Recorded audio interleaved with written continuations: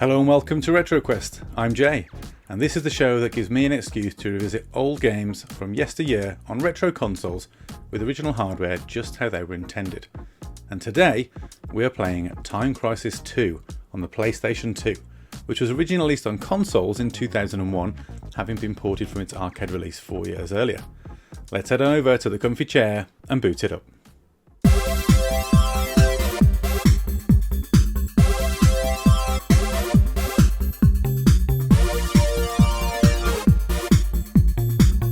So today we're talking about Time Crisis 2, a 1997 light gun arcade game developed and published by Namco.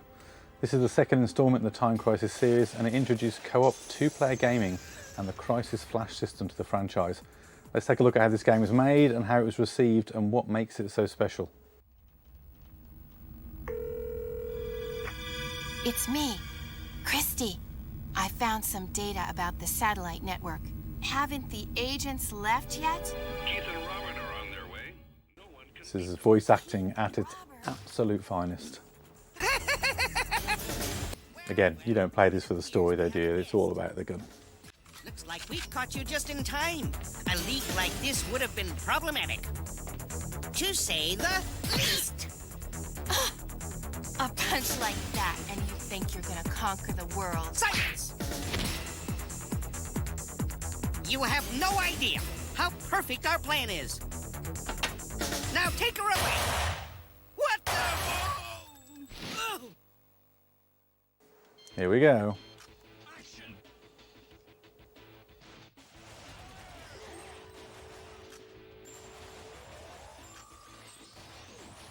So on the bottom of the gun con, you've got the trigger, which allows me to pop up and take out the bad guys, which is in the arcades was the old foot pedal, you'll remember.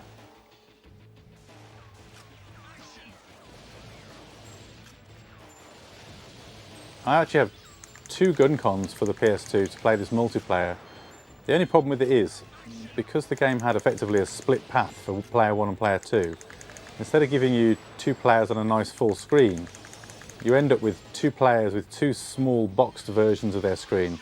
It's not even split screen, it's literally like two condensed side-by-side squares. It's unplayable really, unless you've got a massive TV. I think there was a way to either link consoles or to even have output to two displays, but I've never tried.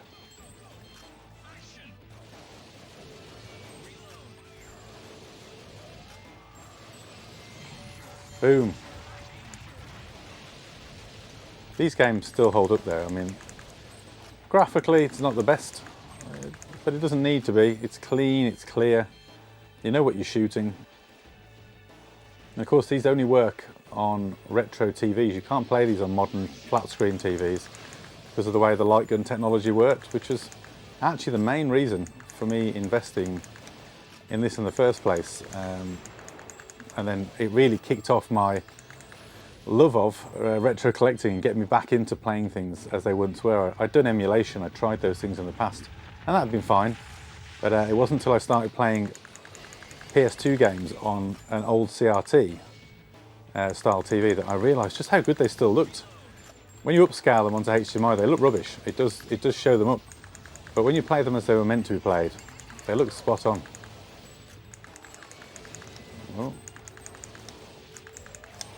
Oh, nearly got me that time. Do some more health.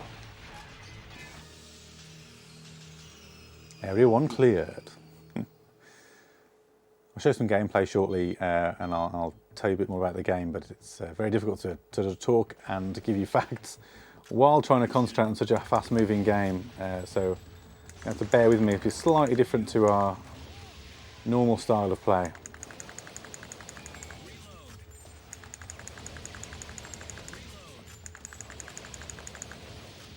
I am just going to keep pumping money into this, by the way, so we'll just play for fun until we've done enough.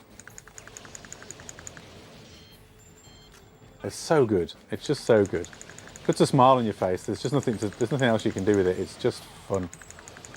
I've got other light gun games. I've got Virtua Cop on the Sega Saturn, which is pretty good fun. I've got House of the Dead on the Dreamcast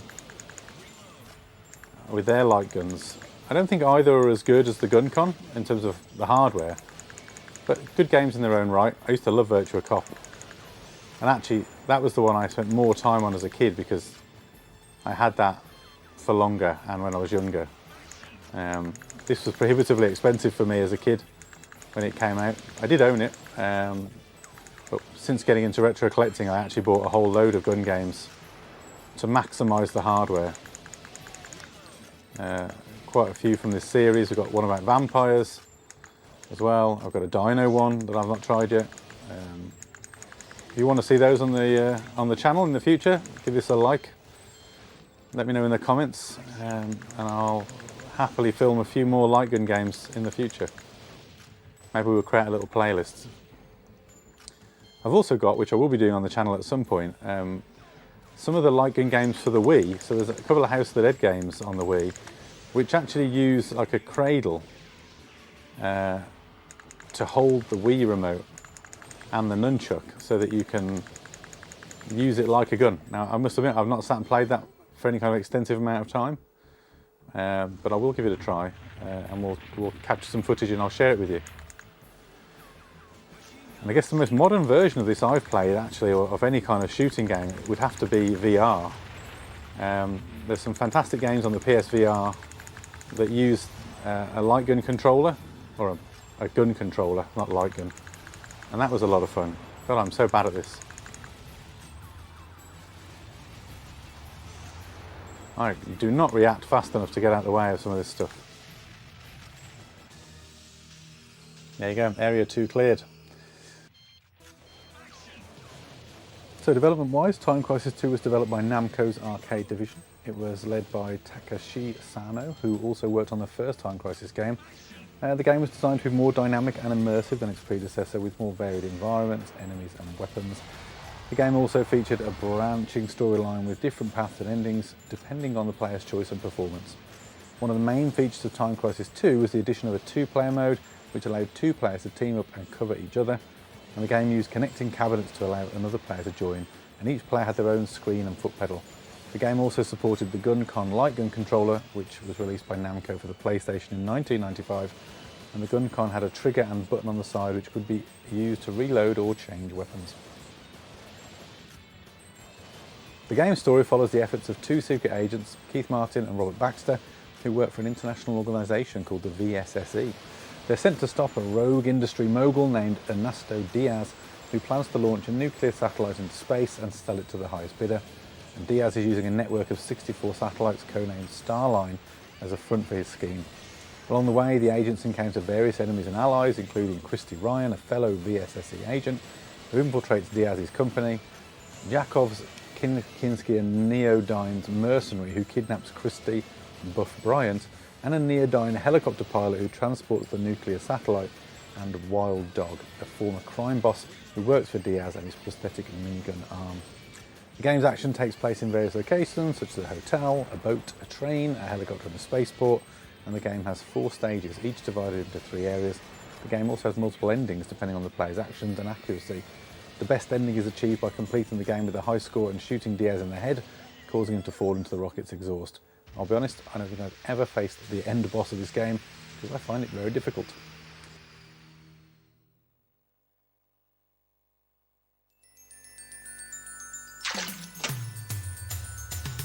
I knew it. These maniacs have got the military satellite.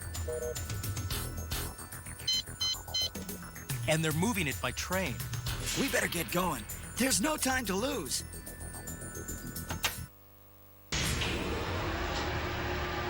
They have the attaché case. They're on to you. That fool, Yakov! How dare he fail?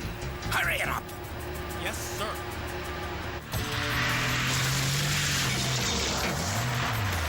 Look over there.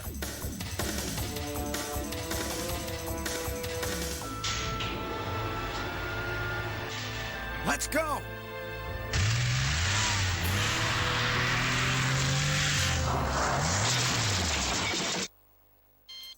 There!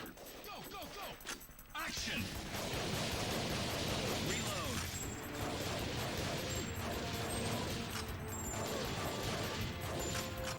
Very satisfying when you get a one-shot hit. Sorry, a one-shot kill even. Although it was quite frantic, so... Ooh, some of the latter games do encourage it. Ah! Nasty military man!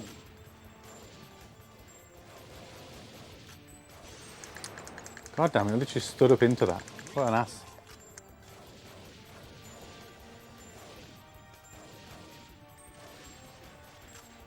Time Crisis 2 was a commercial and critical success, both in arcades and on consoles. The game was praised for its graphics, gameplay, sound and replay value, and the game was also noted for its innovation and influence on the light gun genre, especially the two-player mode and the Crisis Flash system. The game received several awards and nominations, such as the 1998 Coin-Op of the Year by Edge magazine and the Best Console Shooter Game nominee by the Electric Playground in 2001.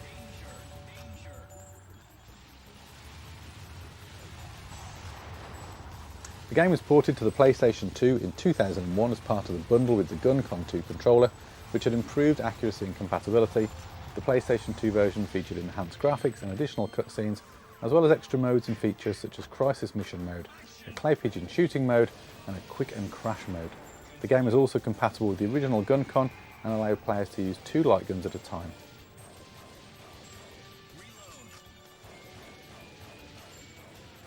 My teammate's useless. Look at him, he's staring at the guy. Literally in front of you. Shoot him already. Mother. Did I get that guy in the air as well?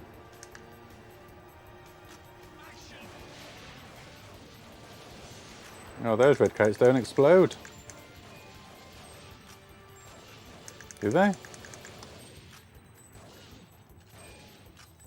In conclusion, Time Crisis 2 is a classic light gun game that offers a thrilling and immersive experience for 1 or 2 players. The game has fast-paced and engaging gameplay, a compelling and branching story, and high replay value. The game is also a milestone in the light gun genre, introducing new elements and mechanics that would be adopted by later games. Time Crisis 2 is a game that deserves to be remembered and appreciated by retro gamers and modern gamers alike. Time Crisis 2.